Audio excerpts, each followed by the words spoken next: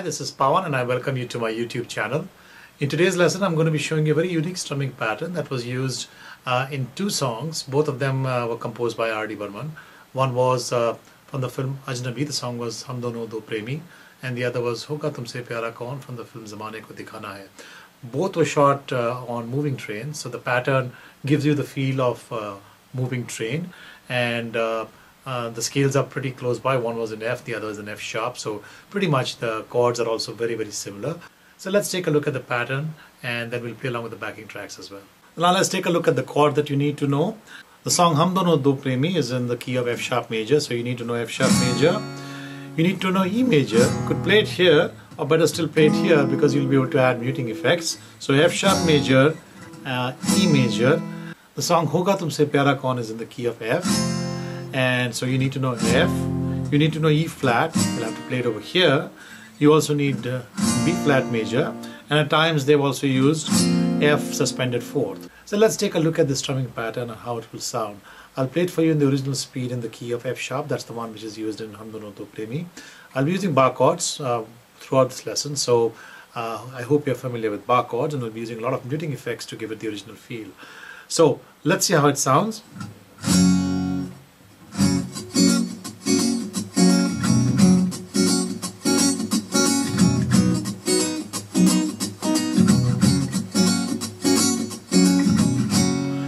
So now let's take a look at the strumming pattern in a bit of detail. I'll first play it for you very slowly and gradually increase the speed so you can play along with me. And if you still need more help, I'm going to show you a few steps by which you can learn this pattern better. So here we go.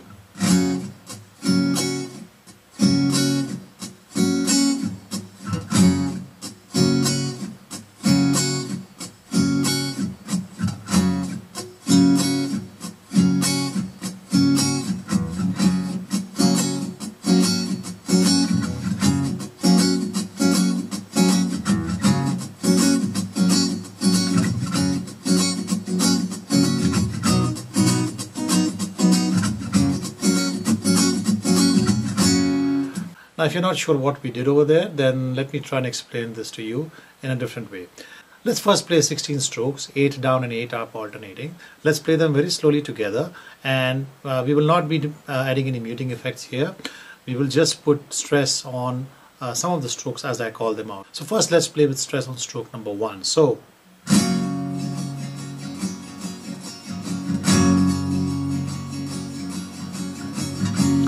there we played 16 strokes, we played it twice, and each time we put stress on stroke number 1.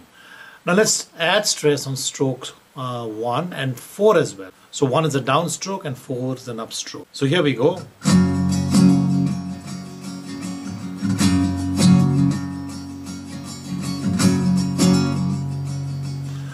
And now let's add stress to strokes 8 and 12 as well. So 1, 4, 8 and 12, where 1 is a down, 4, 8 and 12 are all up strokes. So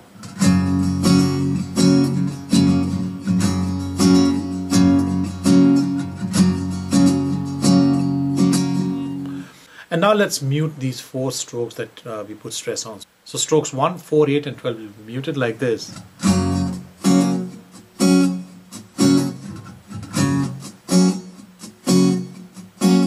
So as you can see, the rest of the strokes, so my hands are still touching the strings, but they're not really, the strings are not being fretted completely, so it produces a dead sound, something like this.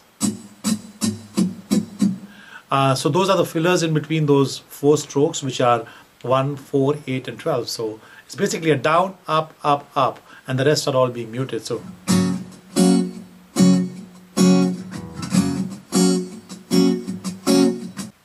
keep in mind that stroke number 1 is being played on the bass strings, and the rest of the strokes are being played on the other strings. If you can also play the 15th stroke, which is the down stroke, and play it just the way you played the first stroke, it will make it sound even more interesting. So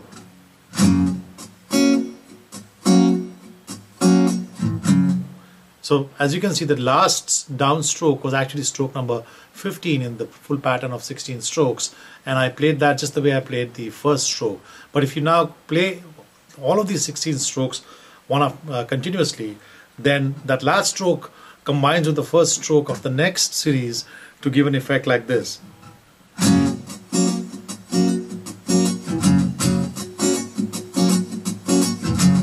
So as you can see, those are basically the first down is actually the 15th stroke of the first sequence of 16 strokes, and the next down is actually the first stroke of the next the subsequent 16 strokes. So if you play this continuously,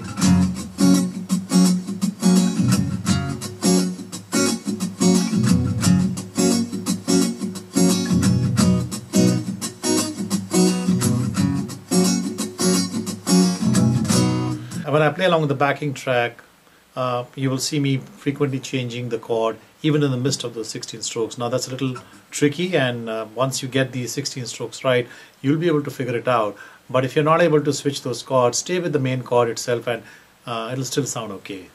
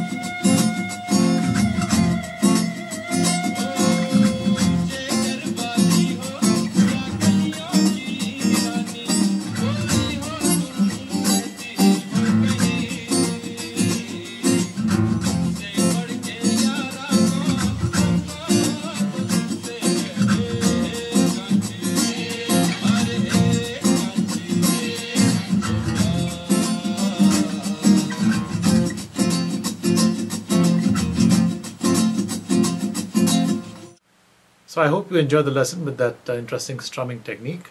As always, send me your questions and comments and I'll get back to you as soon as I can.